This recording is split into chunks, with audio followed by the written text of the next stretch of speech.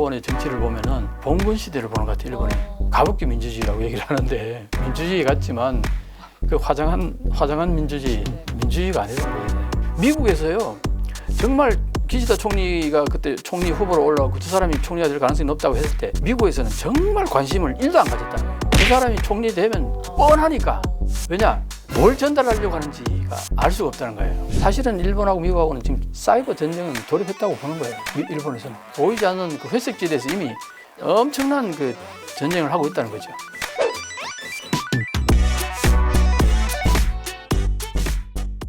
일본이 이제 반도체 부활을 꿈꾸면서 자국 반도체 기업 뭐 라피더스에 보니까 8조 넘는 막 금액을 투입하면서 엄청나게 투자를 하고 있는데요.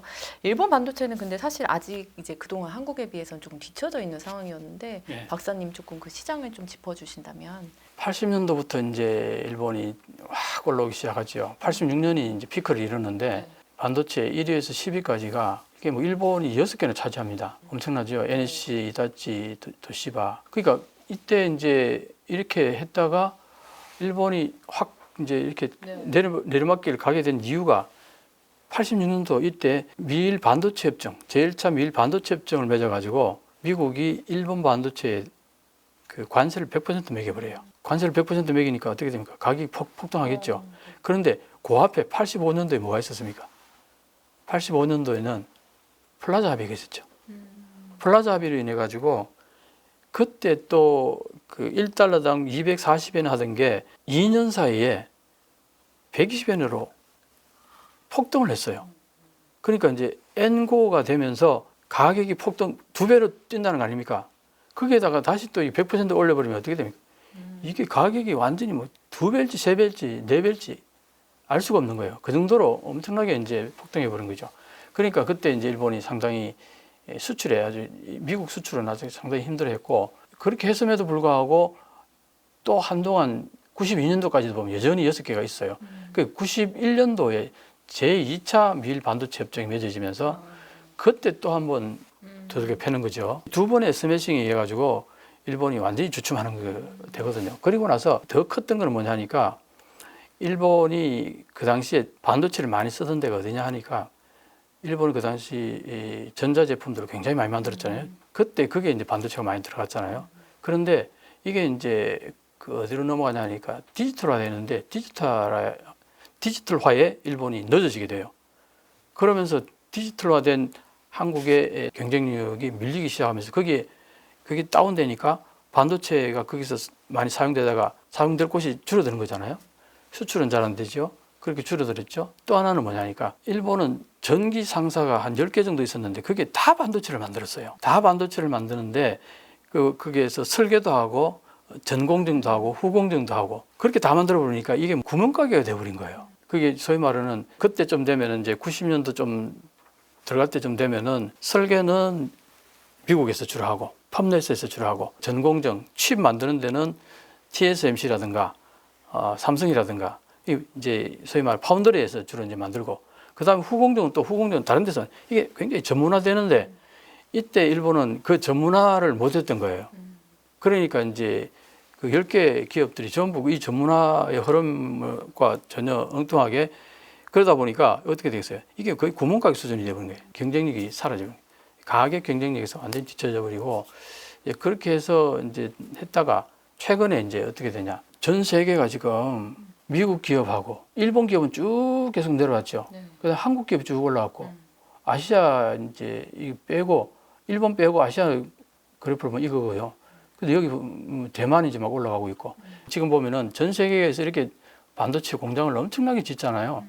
중국, 일본, 한국도 그렇고 대만도 엄청나게 짓고 미국 보시면은 세계 짓다가 18개나 유럽도 18개나 짓고 이게 전 세계에서 엄청나게 반도체 공장을 짓기 시작했어요. 그러니까 지금 뭐냐 하니까 전 세계에서 차지하는 이 아시아의 이 국가별 지역별 반도체 생산점을 보면 일본이 이렇게 적었는데 이게 변화가 생기는 거예요.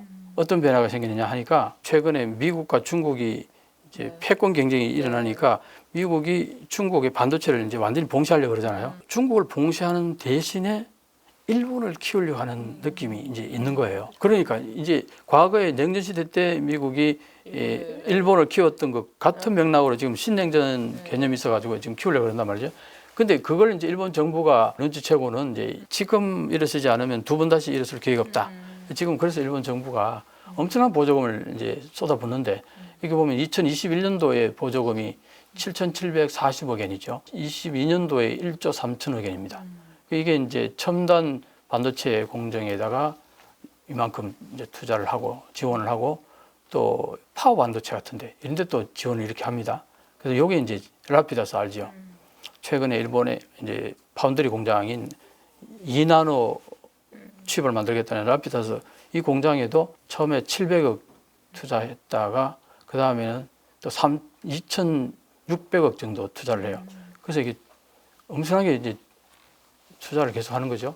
근데 2023 작년도에요.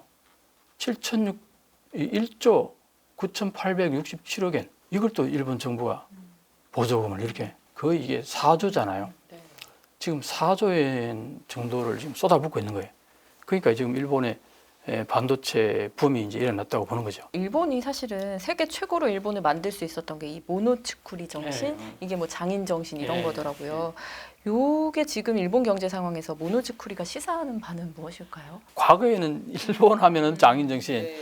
내 나이 정도, 내 연령대 정도 된 사람들은요, 어릴 때부터 일본의 장인 정신을 배워라. 그런 교육들을 수도 없이 배우고 일본의 장인 정신이 너무 뛰어나다. 그걸 진짜 부러워하고 이제 그렇게 우리는 성장해 왔어요. 근데 최근에 제가 이제 이 일본이 망하고 있는 거는 장인 정신 때문에 망하고 있다. 그 장인 정신이 뭐냐? 하던 거 계속 한다는 거예요. 하던 거 계속 하니까 기술이 계속 발전할 거 아니에요. 이거 했다가 저거 했다가 그러면은 이게 기술이 늘지 않겠죠. 근데 일본은 뭐 100년 넘는 기업이 3만 개가 넘는다 그래요. 1000년 된 기업도 있어요. 자, 그런 기업들은 뭐냐? 그게 장인 정신, 모노적구린 거예요. 대대손손 하는 것만 계속 해오니까 할아버지한테 노하우를 배워서 아버지가 그걸 전수받아서 대를 이어서 또 자기가 조금 더 개발시켜 이제 자기 아들한테 또 손자한테 이렇게 이제 기술이 전수, 이게 아날로그, 이게 이제 소위 말하는 장인 정신인 거죠. 그래서 디지털화 되기 전에 세상에서는 일본 제품이 세계 톱이었죠. 엄청난 각광을 받았어요. 그게 다 아날로그, 이게 장인 정신, 모노적구리에서 나온 거거든요. 근데 어느 날 갑자기 훅 간 이유가 그게 아니라 이제는 디지털하다 이거야. 그래서 그게 가장 상징적인 게 뭡니까? 워크맨 있죠. 그거 옛날에 엄청났잖아요. 일본에 가면은 무조건 그거 하나 선물로 사와가지고 자녀들한테 주면 그렇게 좋아했잖아요. 그게 이제 전 세계를 석권했는데 그 워크맨이 MP3 딱 나오는 순간 그냥 가버렸잖아요. MP3 요만해요. 조그만하잖아요. 지금도 일본의 그 모노적구리 기술력을 높게 평가하는 게 다 워크맨 얘기를 많이 해요. 그래서 내가 하는 얘기가 아니 일본이 그 엄청나다는 워크맨이 MP3 하나 그것 때문에 하루쯤 훅 가는 게 그게 뭐 대단한 기술이냐. 일본의 기술 그러면은 이 아날로그 기술 그게 너무나 인상 깊게 남아있는 거예요. 근데 지금 세상은 아날로그 사회가 아니에요. 디지털 사회라는 겁니다. 그러니까 이제 이 장인 정신이 모노적구리가 일본이 상당히 지금 헤매고 있는 중인 거죠. 모노즈쿠리가 사실 그럼 좀 세습화 이런 걸과 또 연결이 되는 것 같은데 일본은 정치도 약간 세습화잖아요. 거기에 대해서도 한 말씀. 정치도 모노적구리의 뭐 일환인 것 같아요. 일본에 지금 사실 일본이 저렇게 헤매는 이유는 일본 정치가 삼류 사류이기 때문이라고 나는 봐요. 근데 왜 그러느냐?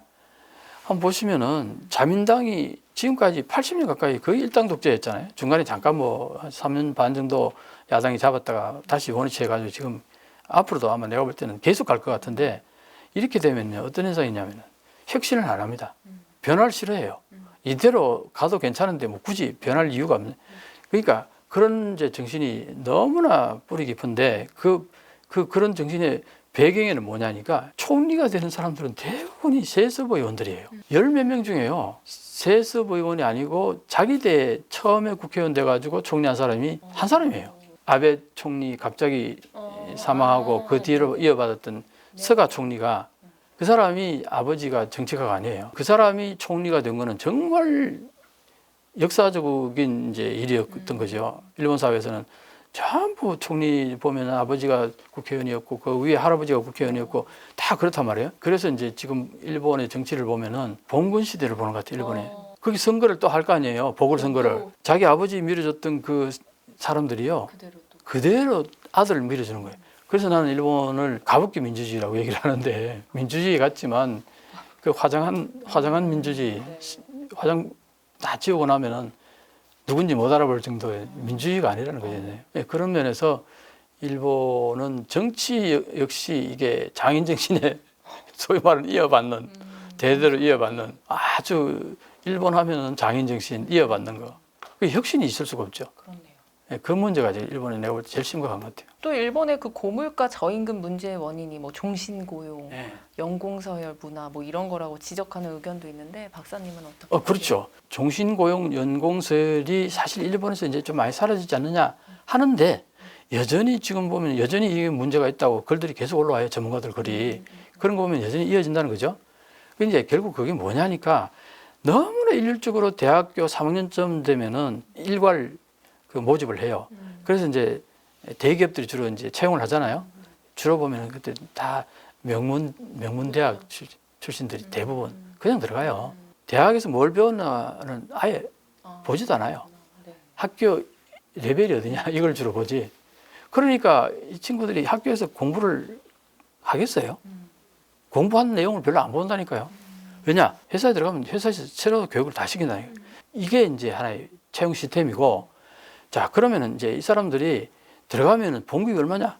22만 원, 21만 원 이래요. 근데 과거에 1달러당 80엔 할 때는 나름대로 괜찮았는데 지금 1달러당 150엔 하면은 그게 환장할 노릇이잖아요. 20대 때 아무리 능력이 있어도 봉급에서 벗어나질 않는 거예요. 그게 소위 말하는 연공서열이라는 겁니다. 그러니까 이 사람들이 젊은 사람들이 능력 있는 친구들이 들어가서도 능력을 발휘하겠어요? 하라는 것만 하죠. 일본은 여전히 아날로그인 게 문제인데 디지털의 현재 뭐 수준? 현 시점 일본의 디지털화는 어느 정도까지 진행됐다고 볼 수 있을까요? 앞으로 디지털화에 엄청나게 돈을 쏟아붓는데 10년 쏟아부어도 한국 못 따라옵니다. 어마어마한 에너지를 쏟아붓는데 그것 때문에 엔저로 간다는 얘기가 있어요. 이 디지털 적자. 이게 5조 7천억인가 그래요, 작년에. 근데 이게 몇 년 사이에 배로 늘어났다는 거예요. 앞으로 계속 2배, 3배, 4배, 10배 계속 늘어날 가능성이 많아요. 왜? 일본 사회 자체가 아날로그 사회다 보니까 디지털화를 해야 되는데 국가 전체가 그걸 한꺼번에 쫙 할 수 있으면 뭔가 되는데 그게 안 되다 보니까 모든 개별 관공서도 그렇고 기업들도 그렇고 미국 기업에 자문을 구할 거 아니에요. 그 자문료가 엄청난 거예요. 그 돈이 계속 들어가는 거죠. 그게 다 기업마다 관공서마다 전부 따로 다 그걸 아마 받아야 될 거예요. 왜 그러냐니까 일본의 지자체 수가요 1741개인데 관공서의 어떤 서류를 떼면요 1741개가 다 달라요. 이게 일본의 디지털화의 현주소. 이걸 고치려고 2022년 9월 달에 디지털 청을 만들었어요. 그 청을 왜 만들었겠어요? 지방자치제들 전부 통합하려고 하나의 포맷을 만들고 그걸 강제해야 될 거 아니에요. 그러기 위해서 그 디지털 청을 만들었는데 그러려면 디지털 청이 어마어마한 파워가 있어야 될 거 아니에요. 그때 스가 총리가 그걸 의욕적으로 밀고 나가려고 그 청을 만들었어요. 그랬는데 요거 청이 발족할 때 총리에서 내려와 버린 거예요. 총리가 계속 있었으면 막강한 힘을 실어주면서 마구 밀어붙일 생각을 만들었는데 디지털청 지금 내가 찾아도 기사도 거의 안 나와요. 이게 좀 일본인들 자체가 조금 보수적인 엄청나게 이런 것과도 보수적이에요. 연결돼 있는 거죠. 엄청나게 보수적이에요. 네. 보수적이라는 게 뭐냐? 그게 장인 정신인 거예요. 일본 사람들은 장인 정신을 금과 억조로 얘기했잖아요. 그동안 전 세계도 일본 하면 장인 정신 높게 평가해 줬으니까 일본 스스로도 그걸 높게 평가했을 거 아니에요. 그러다 보니까 꾸준함, 변화가 없네요. 끈기. 과거에는 아날로그 시대에는 그게 엄청나게 장점이었는데 디지털 사회에서는 디지털화를 막는 최고의 장벽인 거예요, 이게. 그러니까 일본 사회가 디지털화가 안 되는 거예요. 갈라파고스 신드롬도 같이 좀 설명해 주세요. 같이 이것도 왜 같은 그러니까 이제 연관이 이게 되는 거죠? 일본이 지금 이렇게 뒤처지는 이유 중에 하나가 두 개를 들어요. 하나는 영어, 하나는 디지털화. 이 두 개를 들어요. 근데 이게 영어를 제대로 공부를 안 하다 보니까 지금 한국보다 한참 아래예요. 영어 성적이. 그러니까 어떤 현상이 벌어지냐니까 외국인에 대한 기피 현상이 생기는 거예요. 일본 사람들이. 그러니까 갈수록 국제사회하고 자꾸 스스로를 격리시키는 거예요. 거기다가 또 하나는 이제 뭐냐니까 그 여권이요. 여권이 몇 퍼센트 정도 되는지 아세요? 일본이 정확히 최근에 17%예요. 우리나라는 한 몇 프로인가요? 60% 넘는다는 얘기 있더라고요. 차이가 많이 나네요. 차이가 많이 나죠. 그건 뭘 말하냐? 일본 사람들이 여행을 안 간다는 거예요.